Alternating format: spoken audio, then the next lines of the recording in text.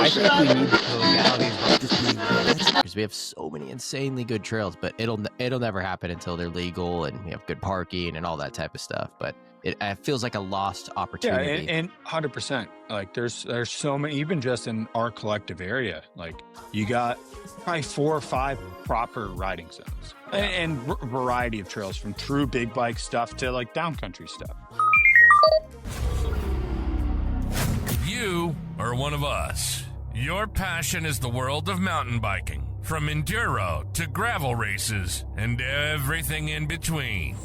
This is Insider MTB, the podcast that takes you behind the handlebars, into the dirt, and behind the scenes of the mountain biking world. And now your host, Austin White. We need to make one with a co-host, Spencer Rathkamp, as well. I don't know, joining man. the podcast. Yeah, I've been MIA, so I don't even know if it's worth it.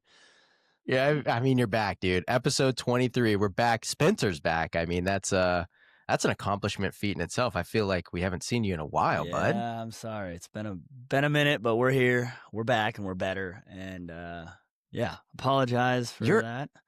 But you're a grown-up now. That's probably what it is. You're just a grown-up. You have real life stuff. You know. Unfortunately, as little as I want to allow it to happen, I am growing up, and I'm trying not to. But yeah, life is life, and it's been pressing, and I'm trying to figure this thing out so I can pay some bills and I don't know, live. But we're getting What do we got you? 2 days after your birthday? 31 now? Yeah, I turned 31 September 8th. I'm getting old. That's part of the reason why I'm MIA, man. Just Rick, old guy over here. Save some for the rest of us, bud. Save some for the rest. Yeah, it's good. It's good to be back. We got to start wrapping these things up again. Get some more people on. I know you've done a handful without me, and I'm sorry I haven't been available. My schedule's been all over the place, but we gotta get these things rolling again. I miss it. Just carrying the team. My back hurt over here. I'm sorry. We'll try to give you. And I'm messing with you. We're good, yeah. So I mean, sorry, I feel like this thing's peaking right now. But what has been up, man? Like a little bit. We got to go do a project together, but I mean, you swim some fishes, you do a lot of stuff. So what's up now? Yeah, I mean the life has been in full force, man. I've just kind of been super slammed, super busy. I've been doing a few mountain bike projects. Was in Canada at Tyax Resort, which is up in the South Chilcotin Mountains, for a week, which is like a 4-hour drive from Vancouver, depending on which route you take. Sorry, I gotta sneeze. I tried to hit mute, but I accidentally hit the light. See, I'm a rookie. I forgot how to do this. Yeah, I was up in Tyax, and that was a 3-day hut to hut.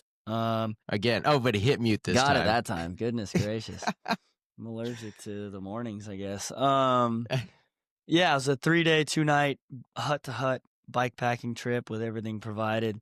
That was absolutely epic. I did it like 10 years ago with giant bicycles. And then I've been dreaming of going back and decided this was the year. It's again sneeze number 3. Gosh, we need a counter on the side of the screen. You know that my mic's so dusty. It's been a while. I guess that's what. What? Yeah, I was up there, and Tyax, Bobby Douglas organized it. Specialized Everyman Jack also helped quite a bit with it, and the video should be coming out pretty soon. Kind of a cool, different style for me, a little more vlog style video, long format with a couple shorter pieces, and then came back from that and went to Montana with Austin, with you, and filmed a little iPhone stuff, did a little race, messed around in Big Sky. It was my first time. Mountains epic. Won the race. That's important. You won the race as well. I did, and the people that followed me on Instagram already unfollowed me. No way. They're like, dude, he's already left Montana. We don't care. The O'Neill Shredder's already gone, but that was funny. Dude. Yeah, I mean, he put some pressure on, though. He put some pressure on. He did. It was a little super deformed. When was your last race? If you think, I mean, Sea Otter. before TDS or Sea Otter. Yeah, okay. Yeah. So I mean, you're Yeah. fresh. You're still had a year. Man, I mean, this not year- even a year. This year's been good to me, dude. I've raced 3 times. I've been on the podium 3 What? times. This is sick. It's a comeback. It's Yeah. a comeback. I don't know. I probably should race a little more, but This yeah. is fine. Outside of that, just been riding and doing the water world thing. That's been taking up a lot of my time.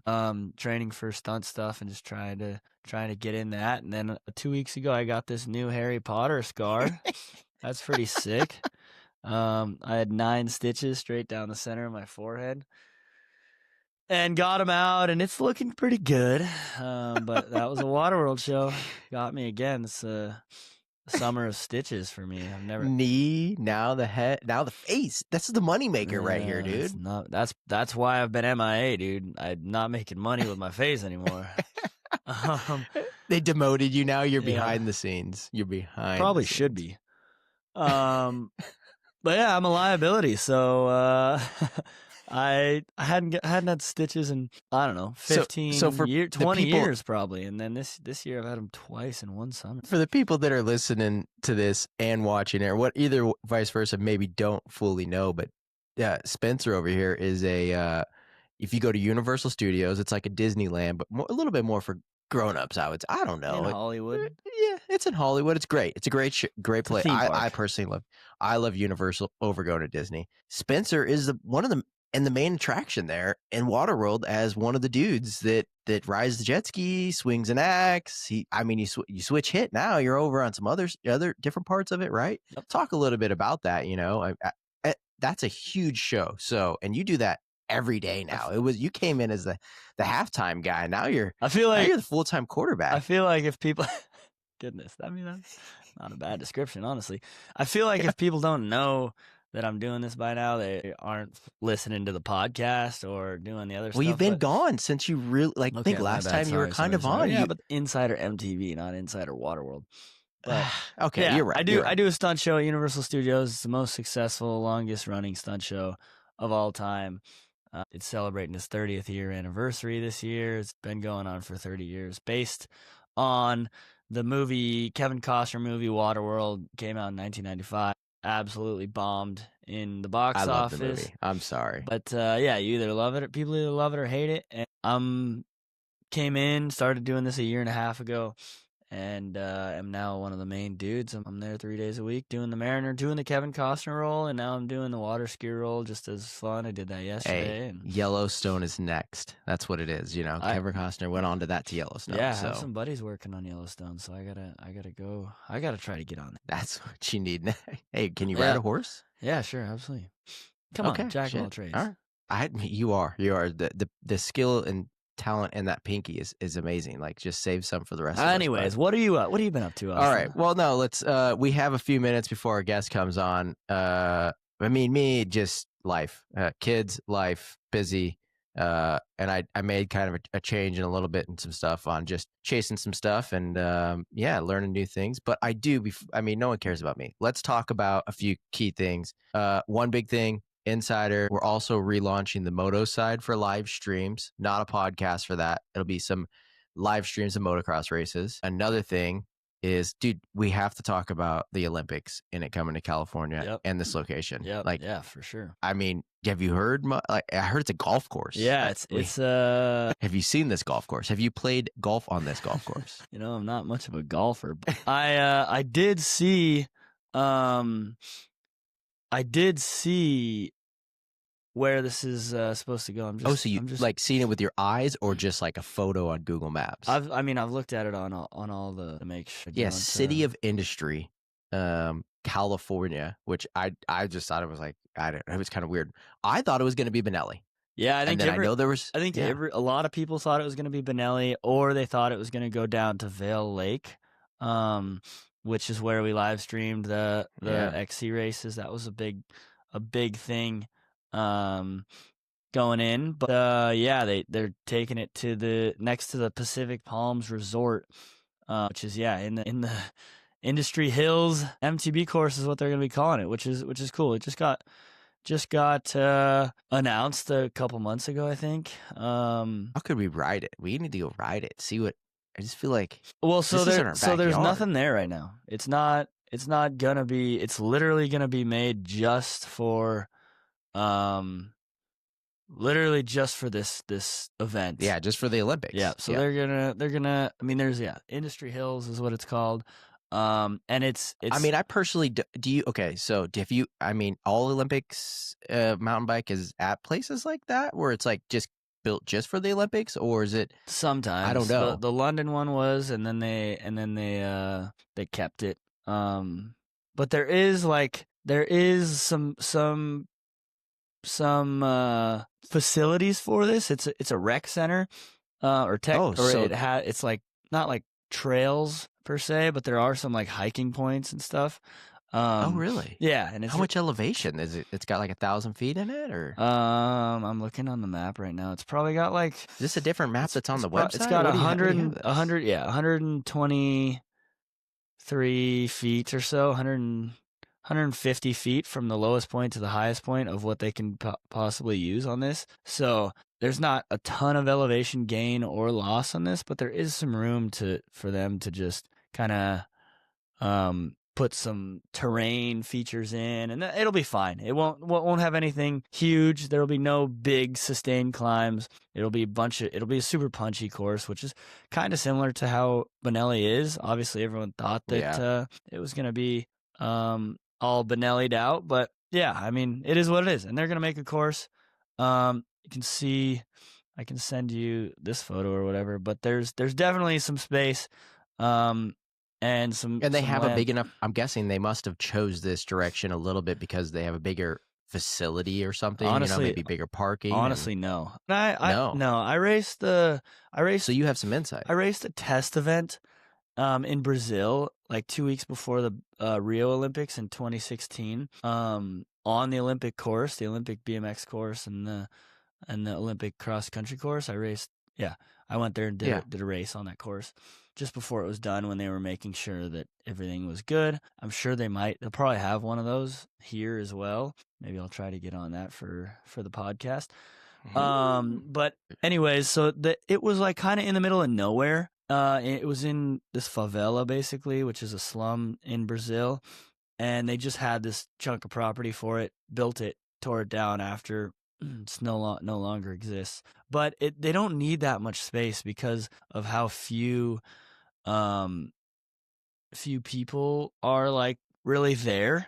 I don't think it'll be like a sold out event. It could be. I mean, there's no huge. I heard this year at France though they had, or not like last year at France they had an issue like with the amount of people they could let in. Well, that's just. I mean, look at the French World Cups and stuff. It's French. Yeah, you're right. They care, man. But there's not, like, looking at this, there's not a huge parking lot or anything around this. I mean, there's like an expo center. They have a little rodeo center. It's kind of horseback focused where this piece of property is, and there's like an equestrian center. It's right next to Universal, and you've been staking it out. No, you got it down. No, it's no. But yeah, anyways, it's gonna be 4 to 6 kilometers long, I think, is what they're saying, with drops, jumps, varied terrain. I think it's gonna be standard to what we've been seeing, which is a spot or a course that has a lot of man-made features to it, and it'll be fine. It'll be good. They'll knock it out, and it probably won't exist after the Olympics leave, because it's probably going to have to mess up some of the golf course and hiking. No, I don't. Whatever, it's not going to go into the golf course. Oh, it's not going to. No, okay, it's in the facility you honestly above it. Have the most information I've heard of any of it so far, and you're just reading it from the web. When I went to the website, I didn't see shit. No, I've talked to some people about it. I just want to make sure I got my facts straight. But yeah, if you go on any of the other publications, don't go on the UCI publications. They'll of course. Why would they give out the info? They'll have a little more just info, and you can look at the map and stuff. And yeah, I mean, it's crazy. Yeah. It's crazy. So anyways, I don't know. I'm kind of blown away by that Benelli or Vail didn't kind of get picked. So yeah, I mean, this is closer to LA. That's really the thing, trying to keep LA as possible. Even though in France last year, when they did Summer Olympics, they moved surfing to Tahiti, which is a French territory. Well, they even have the course on this little sucker that you just sent me. It's on singletracks.com. for people that are wondering. It looks like they did a full investigation. These guys, war journalist, and they just came over to mountain bikes. They're clickbaiters, clickbait. I love it. Driven people. Our guest is here, Tanner. and Tanner, let's just let him on in right now. We got to get some Olympic talk from him. Tanner, what's going on? Can you hear us? Boys. Tanner, Thanks for having me on. Dude. Okay, so how do you pronounce your last name? I just butcher everything, so I rather you just say it. Kietzman. Wow. Okay. There we go. Austin just can't even talk in English in the first place. My English does suck, dude. I suck at it. It's amazing. I'm not even from here, but we got our first guest on today, brought to you by Maximo Racing Oils, Tanner Kietzman, and I butcher it? Did I do it wrong? Yeah. How far was I off on that one? Kietzman. Bad?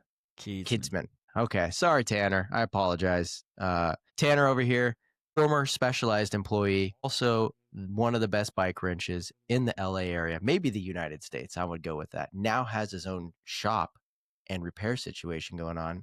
Have him on as our guest. He has more. I mean, there's more. He has more. He has more. Okay. Tell me. He's got the hand guards. The LabWorks hand guards. I was even texting him about that, and I suck. I just, wow. Okay. Yep. Sorry about that. Hand guards, and I run them often. Professionally wrenched for some of the fastest people from the U.S. Could we go with that? Chris Blevins. Wrenches for I don't even know if he hears us right now. He's just giving us a dead stare. You guys are just going on. I'm just letting you. I'll let you stroke the ego a little bit here. Yeah, how's it feeling? You have multiple KOMs around here too, right? Yeah, we can ride a bike. Sometimes well, sometimes not. But yeah, more recently it's been going pretty good. So I mean, have I missed anything? Is there anything else on that list we could put on the resume? No, right now that's about it. I got my hands full. The handguard thing has been great. It's a small market, but it's I had the opportunity to purchase from the company from the guy that originally designed him. And, I ran him since he came out with him in late 2020, early 2021. And yeah, he toyed the idea like 2-3 years ago. He's like, "Hey, dude, would you ever want to buy the brand from me?" I was like, I don't know what that really would entail, but sure. And then, 2 years after that, like he approached me. He's like, "Hey, like I no longer have bandwidth for this. Like, if you're interested, I'll put together a value, and the handguards could be yours."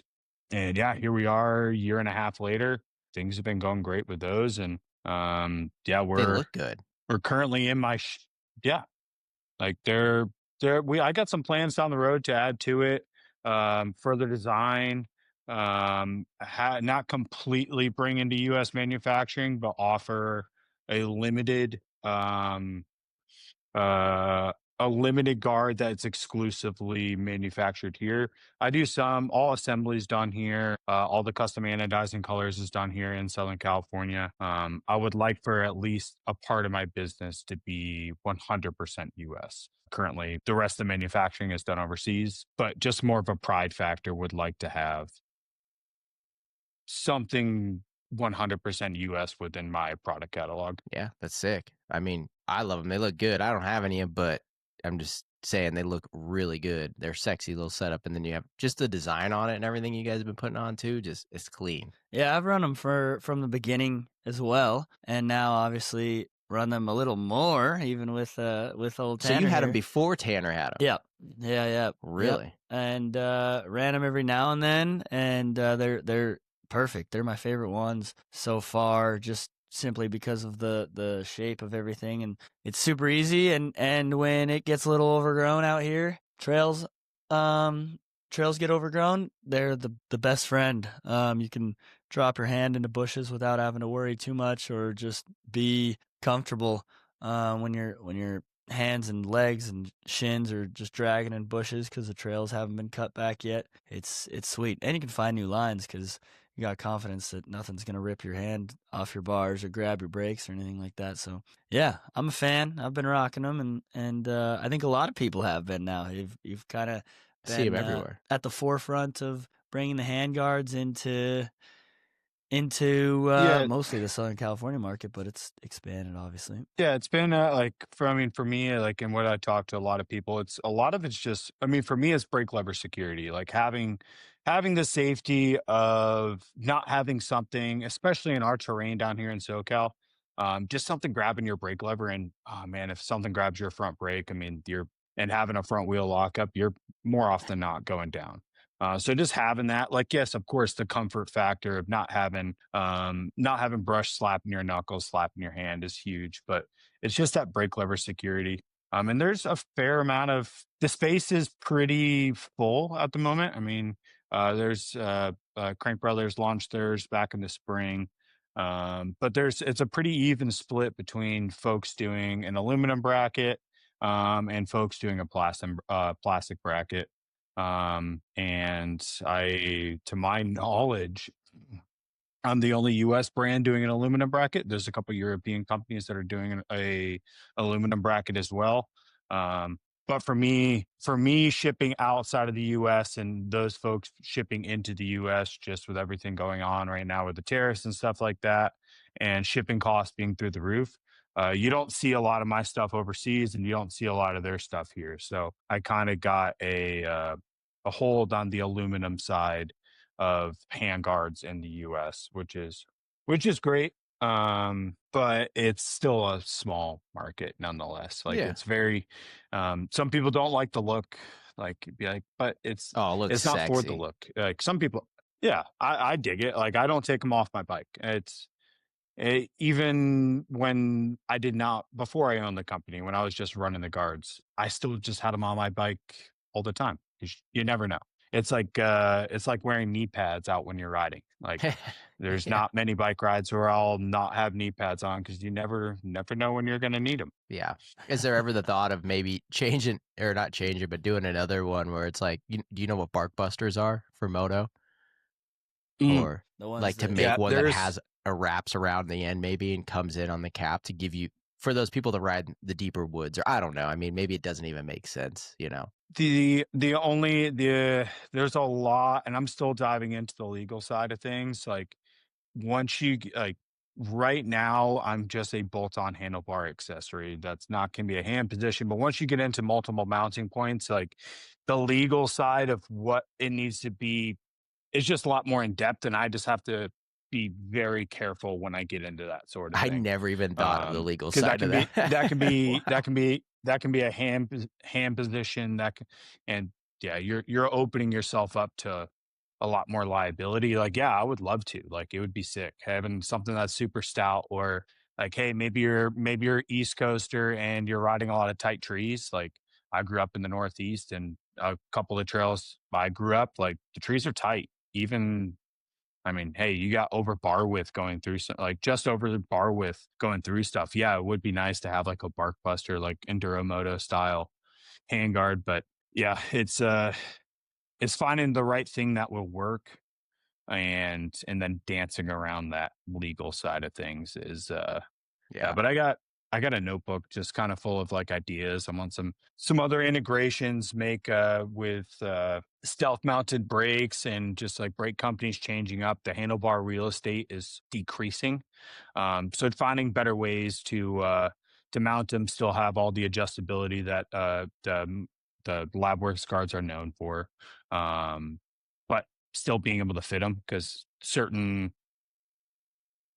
brake specs and certain positions, you kind of run out of real estate and you really don't have room for them. And like, hey, you look at e-bikes, and some of the e-bikes now have dual-sided remotes, both left and right. You have limited real estate to even bolt them up, Yeah. unless you run your brakes like super inboard.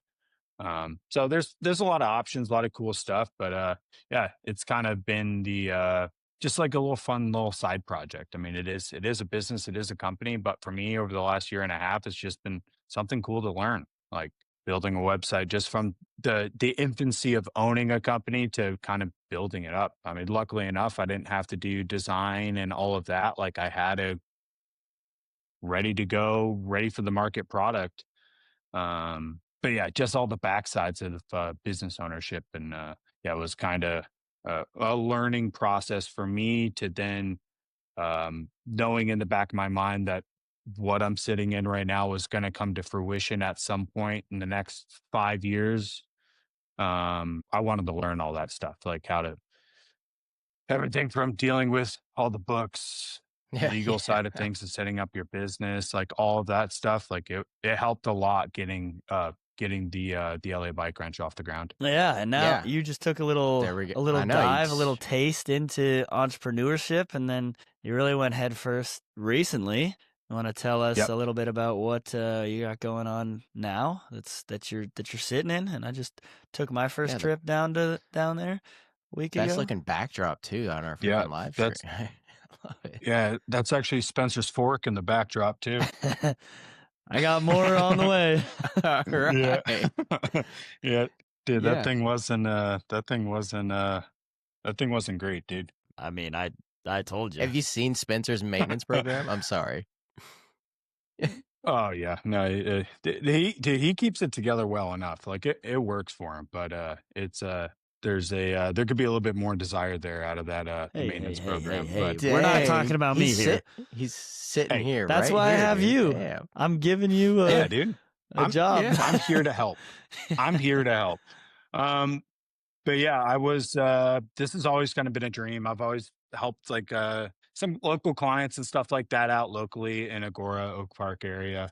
Um and yeah, my hand was kind of forced back in early May. I was laid off.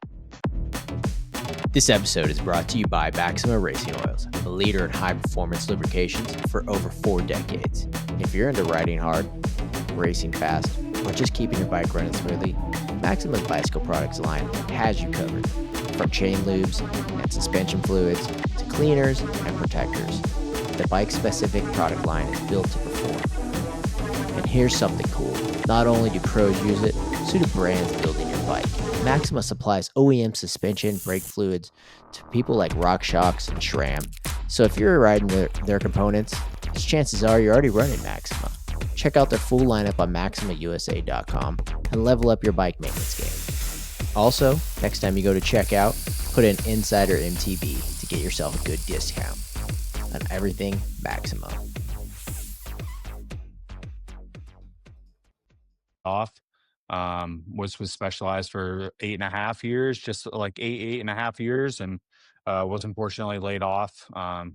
With quite a few other people back May 1st. And then, yeah, this was just always kind of in the back pocket. It was always kind of a dream. Be like, oh man, it would be cool to own a service center. Like just service, no bike sales, mostly mountain bikes. Like, hey, I'll work on drop bar bikes, work on gravel, work on the road. But yeah, I want to work on what I'm good at and offer one-stop shop, wheel building, full suspension, shocks, forks, you name it, everything in-house, nothing outsourced. You show up to the shop, it's just me. You don't have um yeah, you don't have some random high school kid in the back of the service department. Like, hey, like you just get me. That's it. Um, but yeah, found this. Luckily, found this space very quickly and made it happen very fast. I mean, I found this space here in Agora. Middle to end of June. It might have been like the third week of June. I had the lease signed and keys by July 3rd. It was just the Wednesday before 4th of July. I had keys to the space. And then immediately started build out just that weekend, 4th of July weekend, started build out. And then I was open by the end of July. Yeah, small little humble space. It's an extension of what I always thought a service center should be. Super clean, super dialed, um, just well put together and organized, all matching cabinets, just like For the people that don't a know, your space to garage reflect. is amazing, by the way. I mean, one of the most beautiful garages ever. I could just imagine this space. You could probably eat off the floors, for one. And two, beautiful. I mean, look how beautiful it just looks in the background if you're watching it. You ain't eating off the No. floors when my bikes are rolling in there, that's for sure. But every other time, probably could. Everyone else, but beautiful design. But that was the whole idea behind it. That was the whole idea behind it, was to have an extension of what I was already kind of known for within my current clients, and then people just seeing photos of my shop on like my garage on social media and stuff like that. It was always, I didn't really show much about it because I mean, at the end of the day, like that was my home. Like I didn't really want to show my home all that much. like I'd like to be at least somewhat private, you know. I don't put my entire life out on social media. Like there's nothing wrong with that, but just me personally, like I like staying a little private. But Unless you this watch the was Epic Evo with what Spencer in it, and your garage is the opening scene Whoa, for whoa, 30 whoa, whoa, seconds. whoa! Blowing the It's guy out. oh yeah. beautiful. It's Hey, but beautiful. yeah, we that like that garage was the first, and we That was went through first like multiple iteration. iterations. Yeah. But even back at that point, like what was that, like six, Yeah, that seven, was a 7 years while ago. ago now? Yeah. Yeah. Holy That crap. was the OG Epic Evo. Yep. No, That was second one. first Epic Evo without brain. No, that was Without second brain. one, but Without that was brain. first without Oh, brain. okay. The first Yeah. real Epic Evo, like legit down country bike, not cross country with a little With more. a little more. Yeah. But your garage, I needed something to look good, and you had it.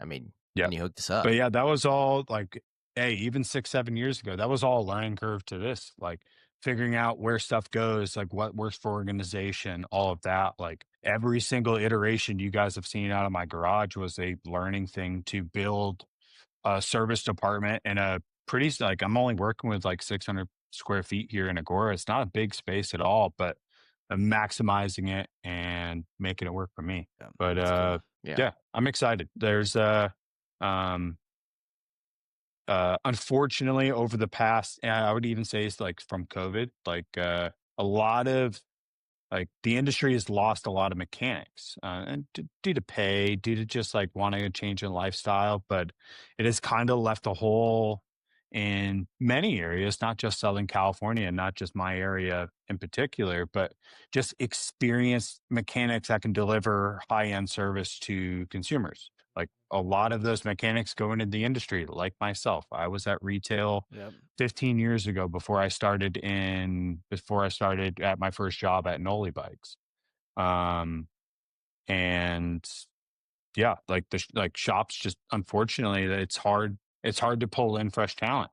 And to get kids excited to work on bikes. So like for me is like, I had like in my area, I had a bit to capitalize on. There was a old service center, here in Agora, and he left 2 years ago, Wins Oh, really? Wheels, Win Allen, excellent mechanic, wrenched on the world tour for a bit. But yeah, his whole shop was just up the road from me here. And Yep. he packed up and moved to Reno 2, 3 years ago and reopened his business up there. But in Agora, like it kind of left me with a hole to fill.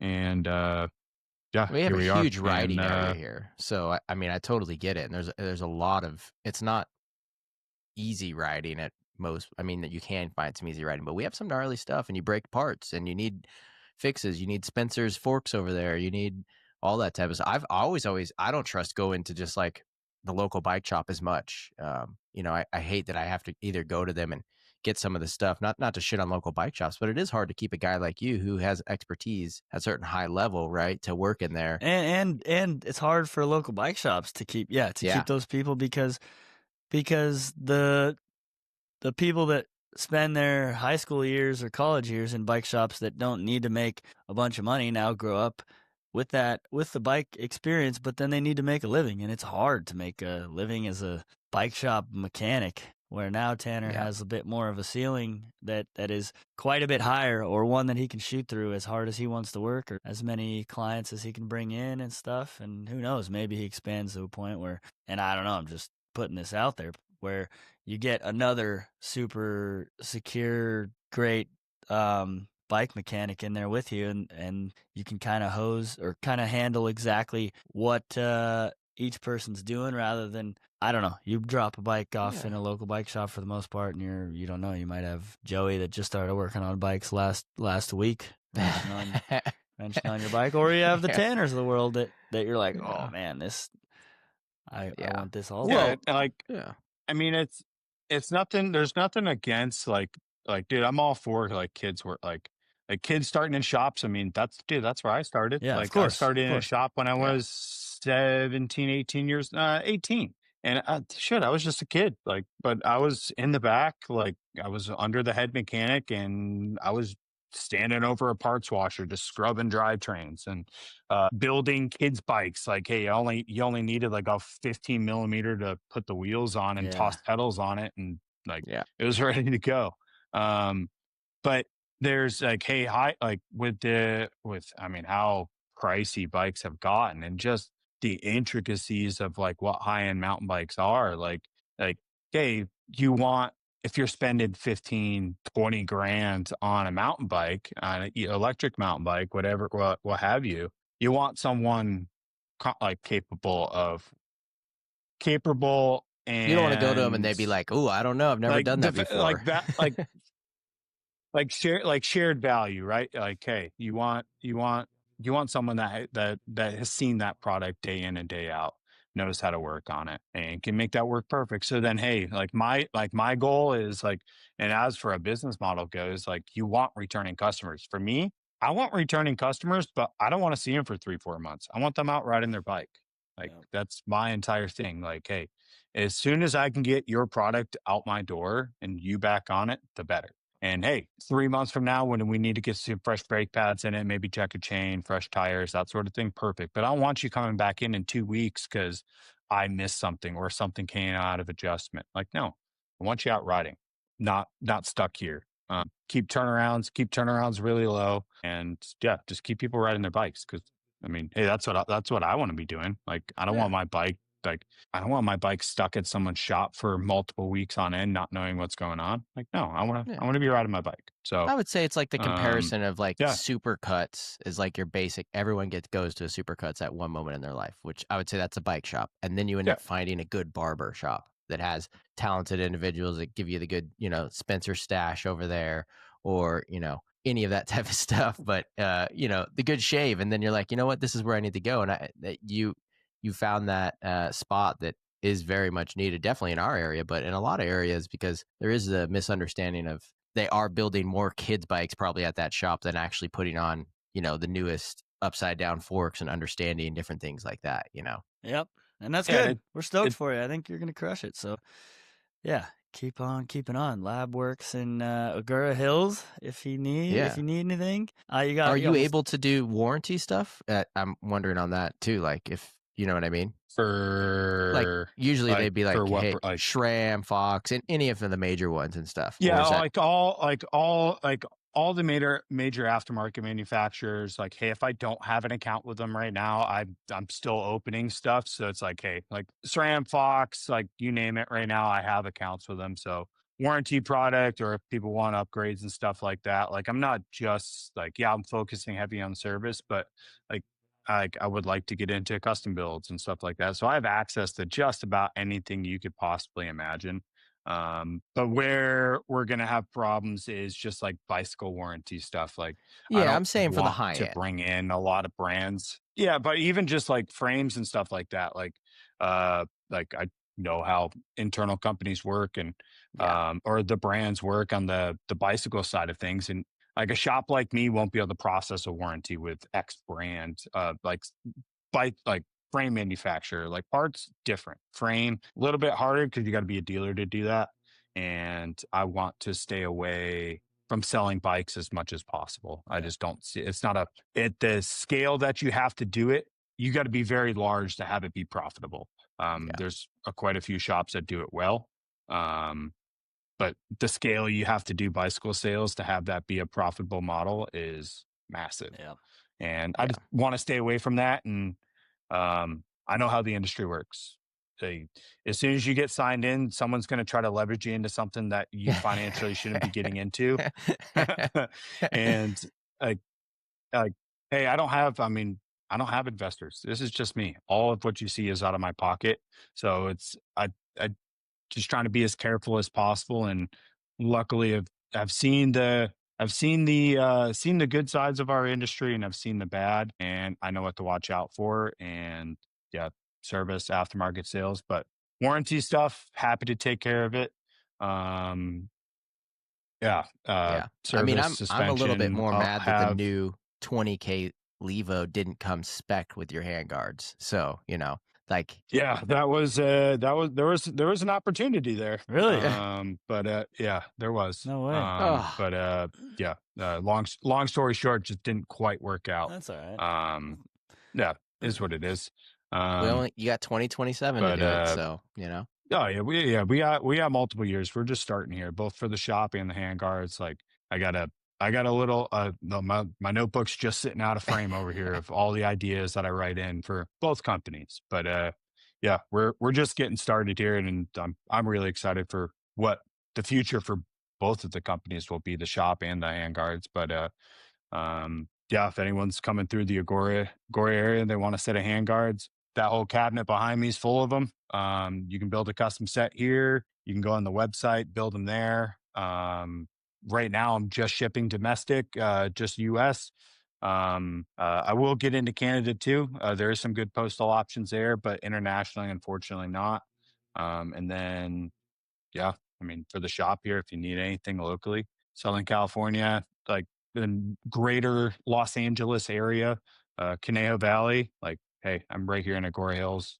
is the Open best Monday way to to Friday. contact you for the shop Cone- Instagram, or is there a website now for that, or what do you got? No, both businesses, the best way to contact would be the website, the LABikeWrench.com for the shop, and LabWorks Bike for the handguards. Yeah, the website has my phone number on it as well for the shop. So whether you contact via the service link on there and book it that way, or just give me a call, happy to kind of see if I can help you. And if you are, sweet, cool, we'll book an appointment and get you in. And get your bike dialed in. You almost Yeah. have to change your business name to the Ventura Bike Ranch. You've moved across the city lines, haven't you? I did it. And I live in Ventura County, but That's what I mean. there's Agora. Oh well, Oak Park's Ventura County. Agora Hills is LA County. Oh, is so it we're really? Still, Oh, okay. You're yeah, still in. yeah, All right. yeah, All right, good. we're in there. Oh man. Yeah, Well, we're shit. Yeah. Never mind. I was just thinking about that. Well, I'm like, Spencer thought he had you right there for a minute. You know what? Since no, you're, dude, the, I thought of. Go ahead. no, I think it's probably like a little bit of a delay or something. But I was just gonna go with since you're LA Bike Ranch, what do you know about the LA Olympics park we were talking about before you got on here, about where they're doing the cross country race on the golf course? So that was a surprise to me, because I heard like over a year ago. It was around the US Cup, not this past year, but Yep. the year before, Yeah. when an Epic 8 launched, and I was out and Vail. was talking to a couple people, and like everything came up. It was supposed to be in San Dimas. It was supposed to be Benelli Park. And then the city, and they launched the city industry. I was like, oh, whoa, like there's never been anything that has happened there. Like no Kenda Cups, no, nothing. There's not, like, it doesn't. I mean, for me, like, and I've heard like over the past couple of years, like even like King Gillette Ranch right here, like literally 3 miles down the road here in Calabasas, was an option. Really? There was a lot of other, there was a lot of options on the table.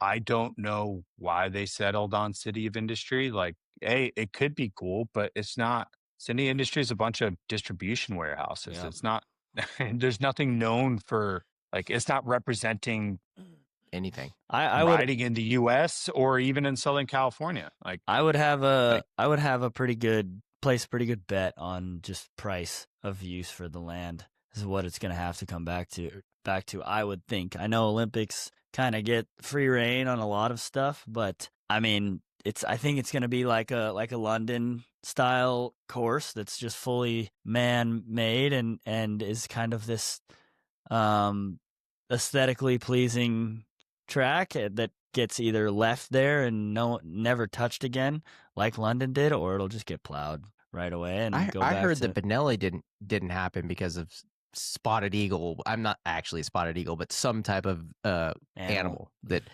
was there, and they were too scared. But I'm like, we've raced there. What do you mean? I wouldn't. I mean, there's so many groups and like the environmentalists and stuff like that, and like there's so much to dance over. I'm not surprised about that, but I mean, I would really hope that course stays for public use after, or It'd be hey, huge like for even us. like we could see some other XC races go off there. Like it'd be great to see some, like there's some awesome racing that happens in Southern California.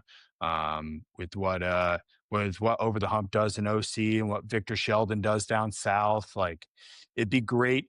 And with like, hey, like what Ty Katie does with US Cup out at Temecula, like there's some great stuff, but it would be awesome to see some more. And hey, allowing, like, hey, maybe even like the SoCal League gets a race in there, and the high school kids get the race on like a modified Olympic course after. Like, hey, don't make them race what the Olympic athletes are going to be on, but man, like, how cool would that be as a It'd be high school huge kid for in us. SoCal League? Yeah, I know. huge. I'm working and maybe we do a podcast specifically about this too, Austin, in the future. But I'm working on the city of, or with the city of Santa Clarita on a new bike park, like a $7.5 million project that they're working on right now and should be done in 4 or 5 months. And their whole goal is to obviously have a sweet facility and a place where everyone can ride and progress, whether it's on like downhill focus, jump focus, cross country focus, yada yada yada. But they also are like really pushing the fact that they want to hold races and hold events and be able to allow NICA to come up and use that property instead of renting or whatever, leasing or whatever they call it, getting permits to hold a race at Castaic Lake up here. Like the city will just cater directly towards them and allow them to use that stuff. So yeah, hopefully more things like that start popping up and we can use this stuff. More kids on bikes, more people end up on bikes when they're much older. I think it'd be massive for us to have races after the Olympics there, or I mean, even at Santa Clarita, you know. Yeah, I think they could host it. Correct me if I'm wrong, though. London, I don't know why I keep just thinking back to London, because I think it was such a new kind of wave of how they built the XC MTB courses. I think it was 2012. I don't think anyone can go on that course. It's there and it's overgrown, but I think it's like fenced off and stuff. Great. Oh, really? Rio, they definitely tore it down. Where were they in 2020? Anyways, Tokyo.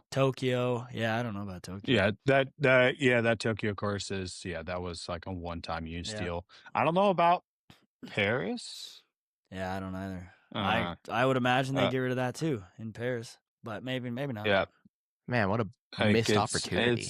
Yeah, you put all that money into cycling infrastructure, and it not getting much of a use for the community after. Like, I know the LA Olympics is all like, for what I've been seeing, like on pop up on YouTube and stuff like that. It's like they're trying to have it. It seems like a lot of countries astronomically blow budget. So like, I get it. Like, you're trying to be smart with your money, which, I mean, there's nothing wrong with that, but having it used for the community after, would be incredible. And hey, there might be that course in city industry could excite a new generation of rider in an area where maybe people don't have access to mountain biking. Like it could be really rad. But with what you're doing with Santa Clarita, dude, like I hope a lot of other cities, like I know San Diego's done really well with working with the city and stuff like that.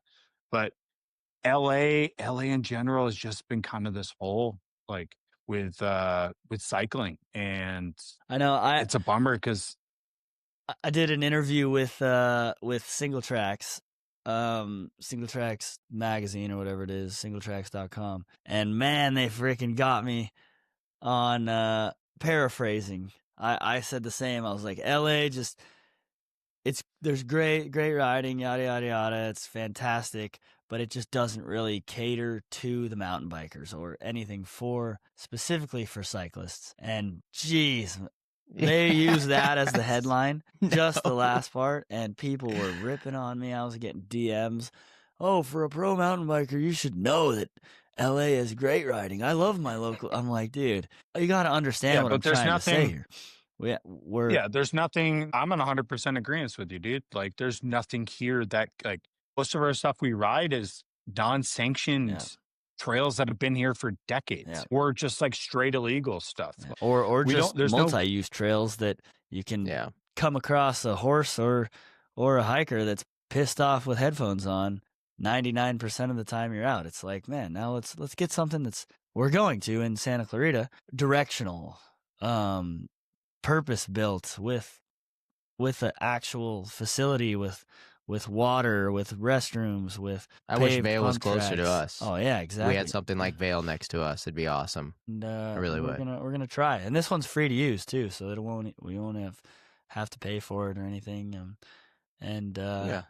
Yeah. Anyways, Well, I mean, we're paying for it in I tax think dollars for one sure, way or for another. sure. But if you show up, you're not paying a $10 parking fee or whatever. Yeah. And anyways, I mean, I hope it shows other cities in Southern California that this is possible and will be used. I think the Inglewood pump track is a good example of it too. In the heart of LA, for the most part, there's a pump track that's slammed, and there's a lot of people getting a lot of good use out of it. It's building a community, and we're not taking it for granted. So I think a lot of those will be the more the better, really. So hopefully they turn this plot of land in the city industry and Industry Hills to the same thing. I know we're about to lose you here, Spencer. Yeah, so just let us know when we got to do the little sign off. Go jump in the pool, get the jet ski out. Yep.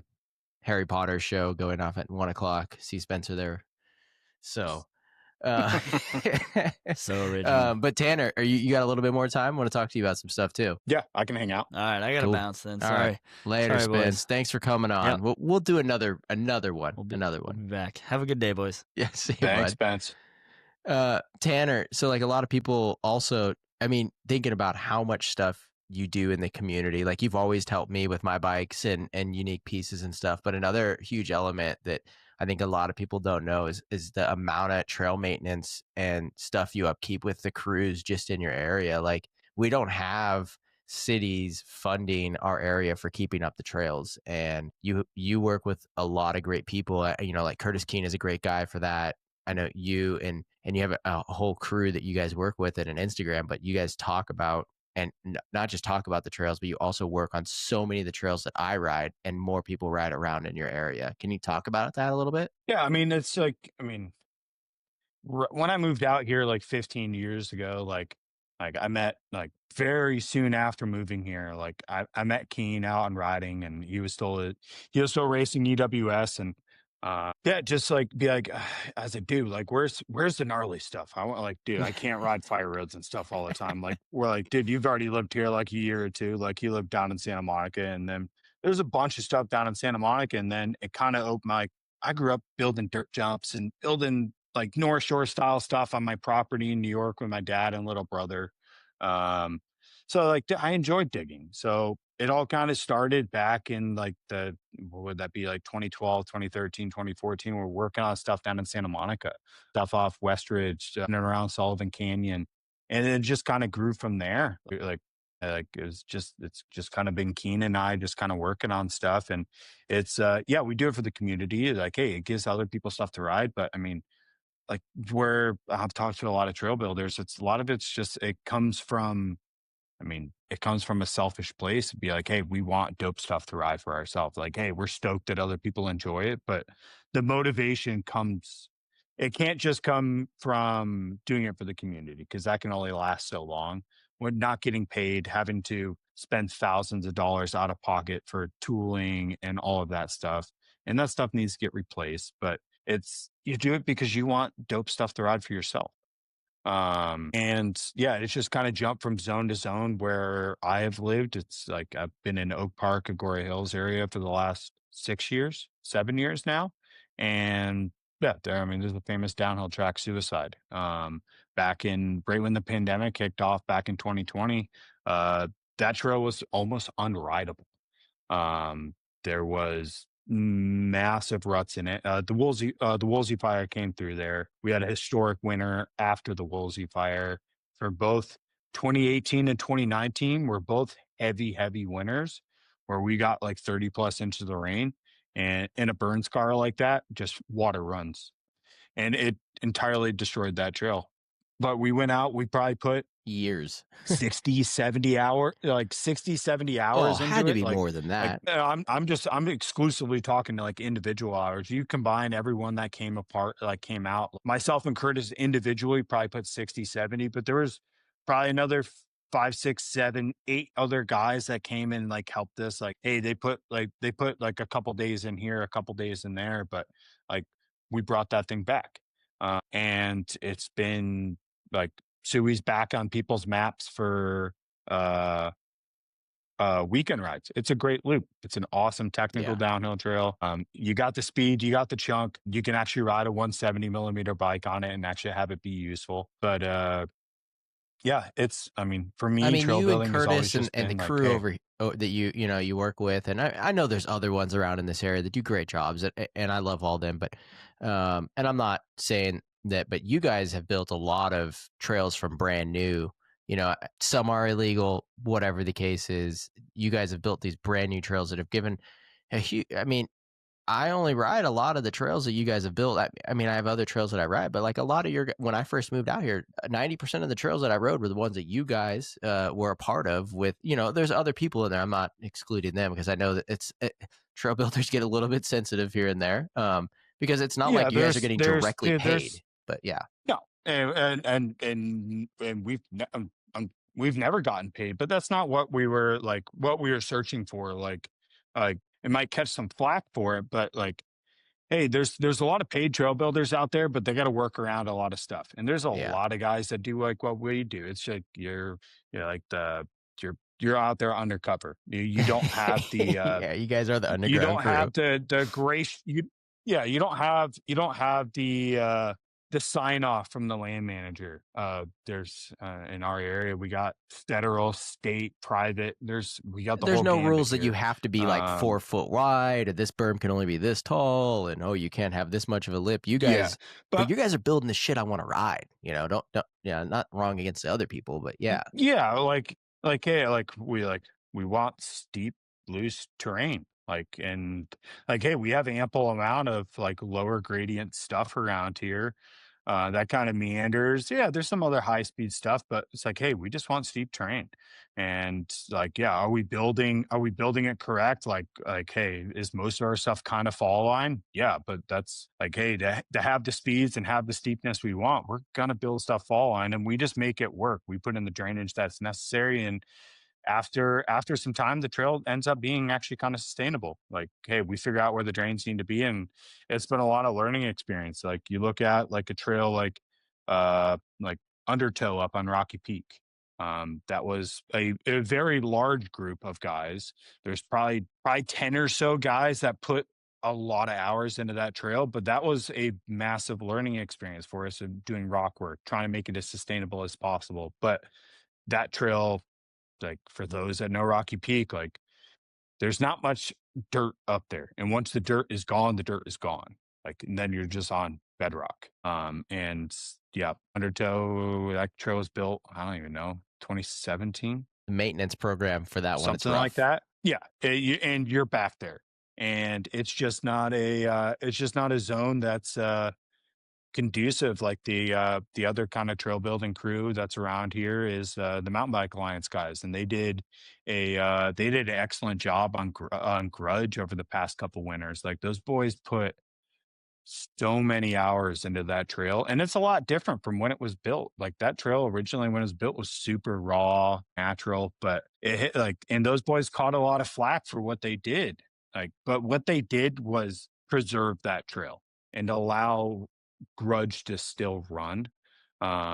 Because that trail would have been better part, like it would have been gone if they didn't put the work, the amount of rock work, benching, like the turning it more into like a flow track than anything.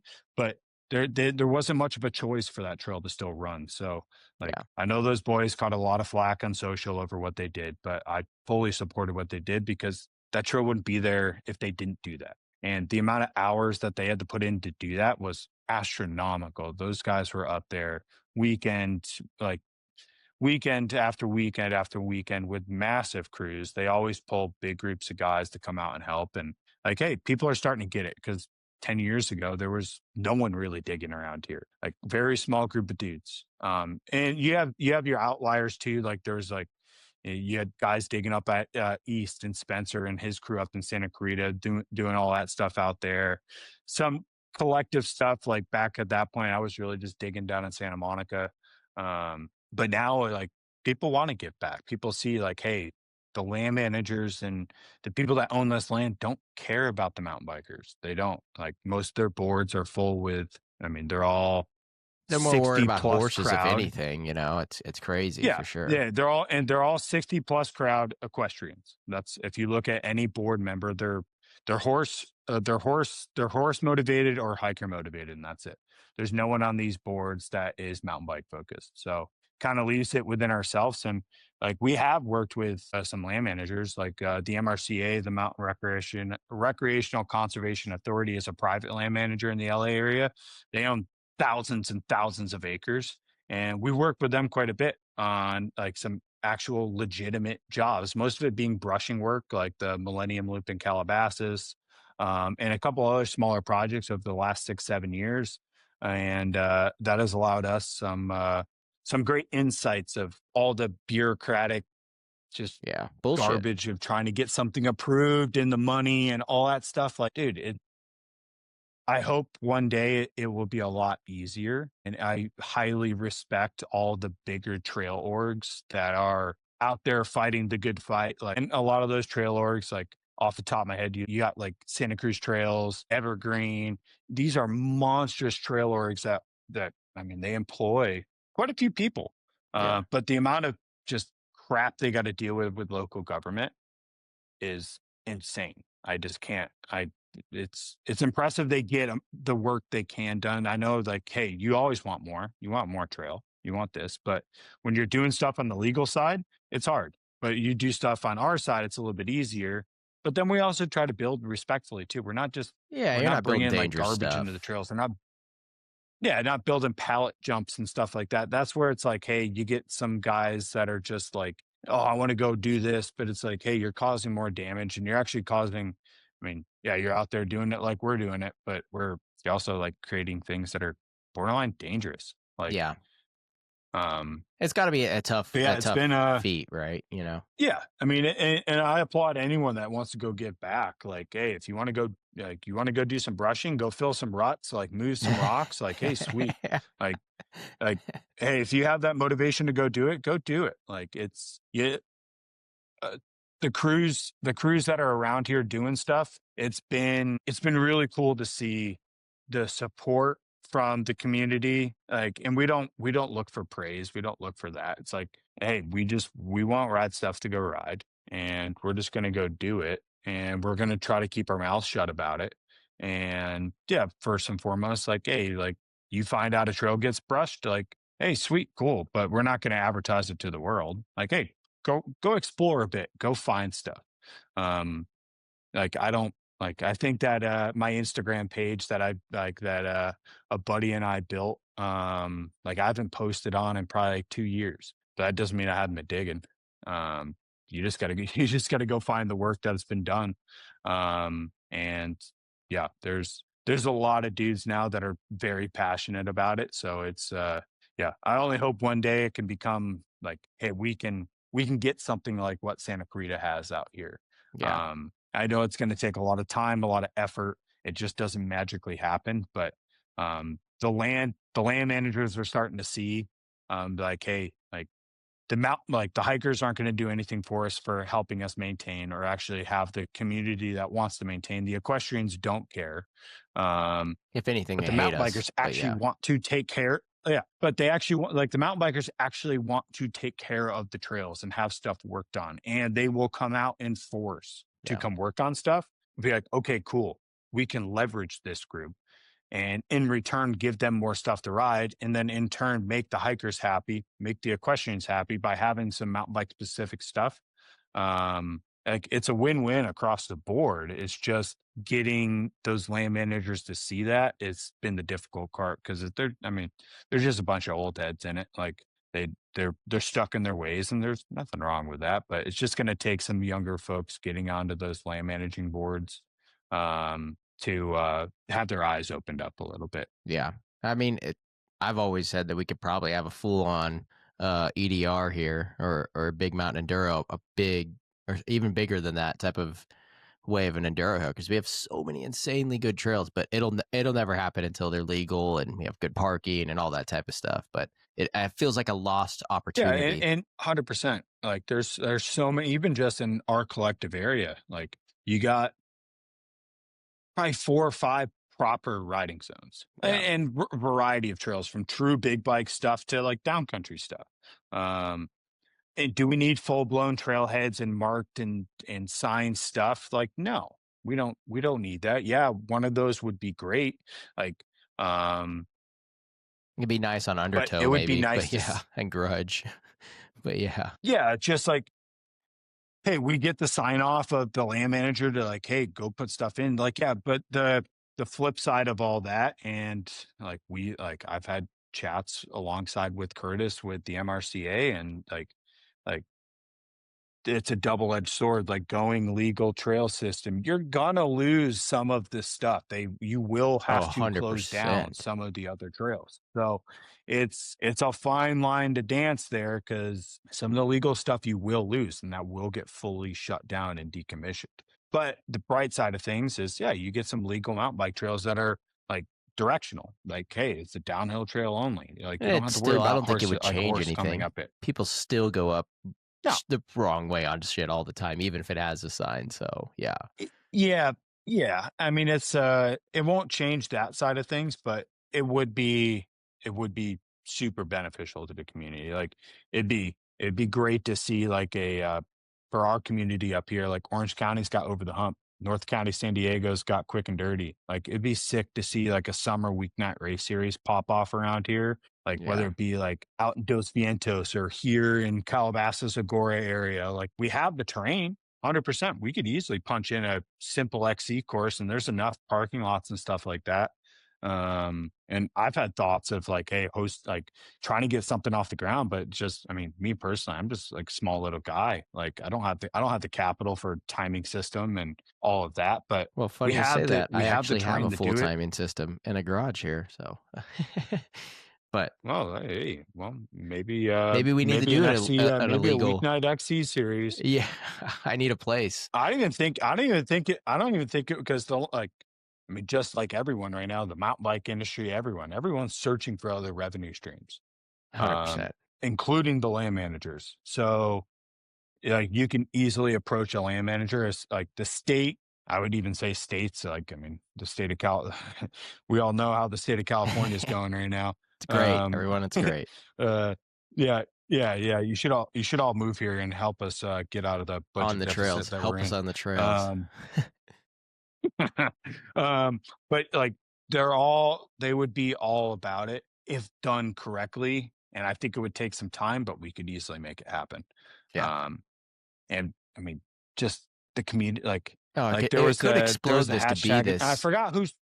badass place to come and visit more. You know what I mean? Like right now, it's like a little bit of an underground visited place that, to go ride some stuff, but it could be like a little bit of a mecca of an area, right? You could stay for a week and vacation here and ride your bike. Like it makes sense. 100%. Like it could be a international cycling destination. Yeah. The cities and towns are like, well, like we just have so much money around here, it doesn't really matter. Yeah. It's true. They were like, oh, It's true. cool. Like we don't care. We don't care about tourism. Like, what is that going to do when we have multi-billionaires living in like we're making more Yeah. off their tax dollars than what And than keeping what them happy and not pushing tourism them will out. bring in Yeah. for us. For a dude who's living in his Yeah. van. Like I get it. Yeah. But flip side, like we have the terrain, like it's here, and all of us locals enjoy it. And there was I forgot who started the hashtag, but it was LA sucks for cycling. It was just like, oh man, it was might have been like one of the Golden Saddle Boys or someone that started that. But yeah. And we'll probably find out who it was. But it's like, hey, like people are always trying to hide LA for the cycling scene that it has. Like, but we have a monstrous cycling scene, both road, gravel, mountain. Like the hills of Malibu are iconic for road cycling. You see Yeah. pro tour teams here, domestic teams here training all winter. We live in an area, just like would love to see some more local support out of our local towns, governments, Yeah. landlords, all of that stuff. But I think it'll come. It's Keep the hope I alive I for us think it'll then, come. Tanner, because I don't know. Yeah.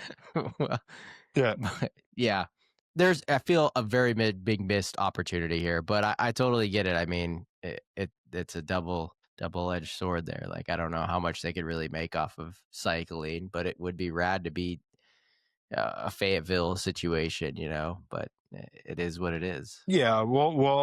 Yeah. Would it take some private investment around here? Like, do we have the money that Northwest Arkansas has? No. We don't have that level of We don't private have Walmart. funding for No. systems. Yeah.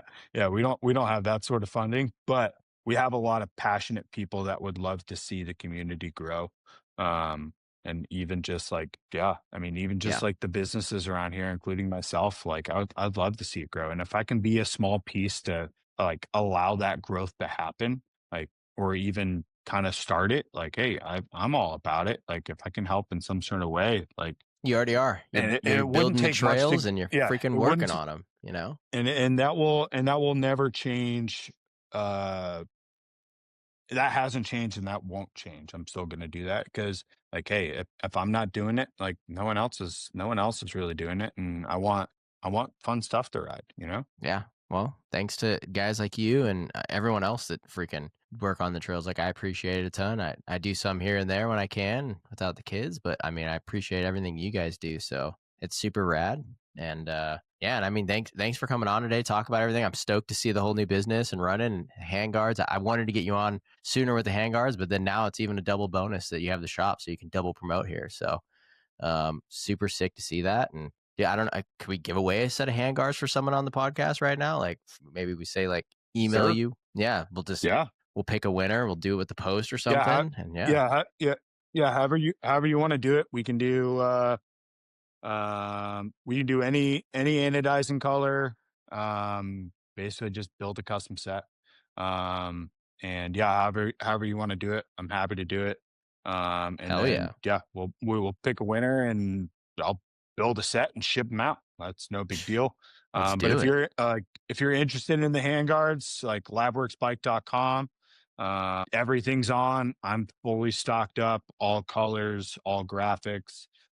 If you're a bike shop out there, we do custom shop logos. So you can even get your logo imprinted on, vinyled on the front. But feel free. Website's the best way to contact. If you're local, Conejo Valley, Greater Los Angeles, the LA Bike Ranch Mountain Bike Service Course, based in Agora Hills. Best way to contact me is going to be the website, thelabikeranch.com. Socials, my personal socials, LA Bike Ranch. The shop is at the underscore LA Bike Ranch. Yeah, feel free, reach out. Hell yeah, I'm here. everything can get done there for your bike. I mean, I I don't even. There's not Yeah, anything you cannot not do. there's nothing I won't touch. I mean, yeah, there's some suspension. I just don't have the good graces of the manufacturer, but in due time, I'm gonna have access to everything. It's just building a business, getting all these accounts open, getting certified, all of that good stuff. But suspension, Fox, Rock Shock right now. I can handle anything in the last 10 years. I have tooling for it. Wheel building, if you want some custom wheels built. I mean, spoke cutters right behind me right there. I'm fully stocked up on all that stuff. So Ready to there's go. really nothing I won't be able to do on a modern mountain bike. So if you need anything, feel free, reach out. Hell I'm yeah. happy to help in however in whatever way I can. I appreciate it. Thank you for coming on, Tanner. I don't know if you got on through the browser or how to work with you, but don't turn it off because it's still uploading your files. So even when we end this sucker, so don't hit the button. But I just want to thank you everyone for listening. I'm glad we got Spencer to come back on for a little bit. Got Tanner here, LA Bike Ranch, and if you can, find us on Instagram, like us, subscribe to us on Apple Podcasts, Spotify, or YouTube. And we do have plans for more live streams, more podcasts, and we're back in gear. So check it all out, you guys. Thank you all for listening, and see you next time.